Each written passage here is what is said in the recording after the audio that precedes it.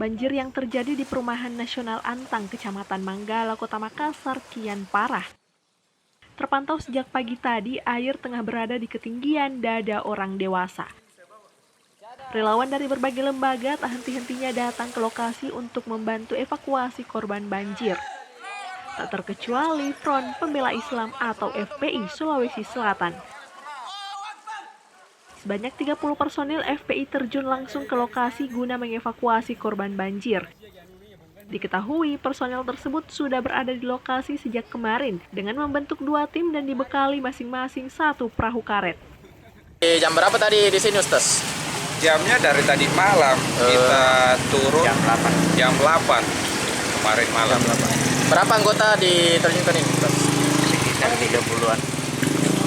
Ini dari Laskar FPI Sulsel atau Makassar? Campur Deh. Berapa? dari Ilmi FPI, DPW sama Ilmi FPI DPD. Berapa perahu yang diturunkan, Ustaz? 2. Dari Kota Makassar, Suparman, Fajar.co.id melaporkan.